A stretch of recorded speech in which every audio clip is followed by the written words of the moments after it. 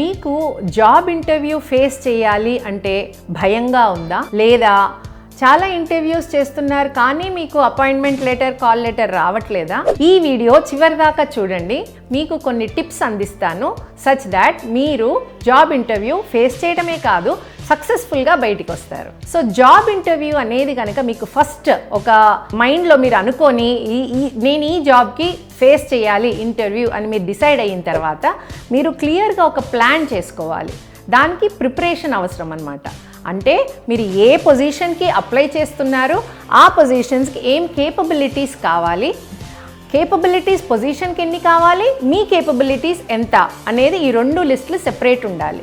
మీరు ఎప్పుడైతే మీ కేపబిలిటీస్ అంటే మీ సామర్థ్యత, మీకు ఏమేం క్వాలిఫికేషన్స్ ఉన్నాయి, ఏమేం స్కిల్స్ ఉన్నాయి అనేది మీరు ఒక లిస్ట్ రాసుకోవాలి. పక్కన ఇంకొక లిస్టులో ఆ పొజిషన్కి ఏం కావాలనేది కూడా మీరు రాసుకోవాలి. అప్పుడు మీకు వ్యత్యాసం తెలుస్తుంది, అంటే ఈ డిఫరెన్స్ తెలుస్తుంది. మీరు ఎక్కడ తక్కువలో ఉన్నారో ఆ పొజిషన్కి కావాలనేది. అప్పుడు మీరు దాన్ని అప్ స్కిల్ చేసుకోవాలంటే మీరు దాన్ని పెంచుకోవాలి. వేరే కోర్స్ అన్నా నేర్చుకోవాలి, లేదా ఇంకొకరి ద్వారా హెల్ప్ అన్నా తీసుకొని మీరు దాన్ని కంటిన్యూస్గా పెంచుకుంటూ ఉండాలి. అలాంటప్పుడు మీకు కావాల్సిన జాబ్కి కావాల్సిన కేపబిలిటీస్, సామర్థ్యత, మీలో ఉన్న కేపబిలిటీస్ అంటే మీకు నేర్చుకున్నవి, మీలో ఉన్నవి ఈ రెండు సమానంగా ఉంటే మీకు లోపల ఆల్రెడీ కాన్ఫిడెన్స్ వస్తుంది. అప్లై చేసిన తర్వాత అపియర్ అవ్వడానికి కాన్ఫిడెన్స్ వస్తుంది.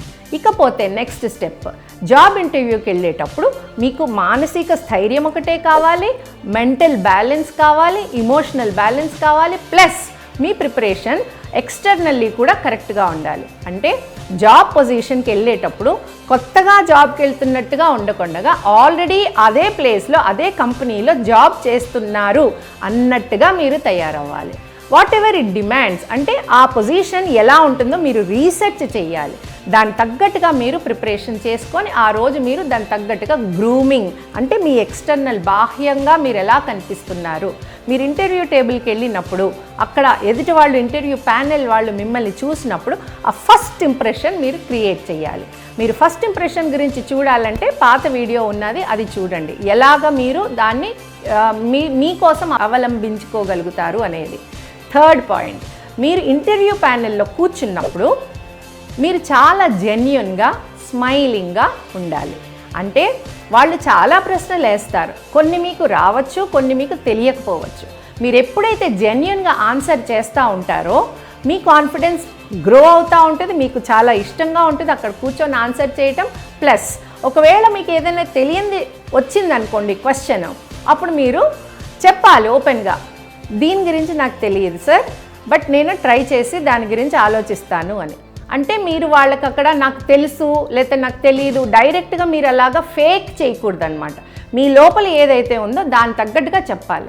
లేదా నాకు కొంచెం 5 నిమిషాలు ఇవ్వండి సార్, నేను ఆలోచించి చెప్తాను అంటే మీరు దాని ప్రకారంగా మీరు కనుక జెన్యూన్గా ఆన్సర్ చేస్తుంటే ఇంటర్వ్యూ ప్యానెల్కి మీ మీద ఇంప్రెషన్ వస్తుంది దాట్ మీరు హార్డ్ వర్కర్ అని, మీరు ఆలోచిస్తారని, మీరు ప్రయత్నాలు చేస్తున్నారని.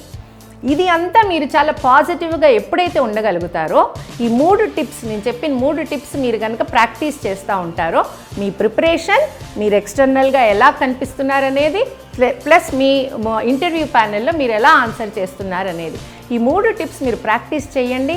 తర్వాత మీరు ప్రిపేర్ అవ్వండి. దీనికి తగ్గట్టుగా మీరు కనుక ప్రిపరేషన్ అన్నీ చేసుకొని ఉండి మీకు రాలేదు అంటే మీ ప్రిపరేషన్ సరిపోలేదని, రైట్? సో ఇది అంతా మీరు చేసి మీరు కామెంట్ చేయండి నాకు, నేను డెఫినెట్లీ ఆన్సర్ చేస్తాను. కింద స్క్రోల్ అవుతున్న నెంబర్లో మీరు నా వాట్సాప్ గ్రూప్ ఉంటుంది, దానికి కనెక్ట్ అవ్వండి. మీకు ఏదైనా ఇబ్బంది ఉంటే నన్ను DM చేసి అడగండి. I will definitely help you. Thank you.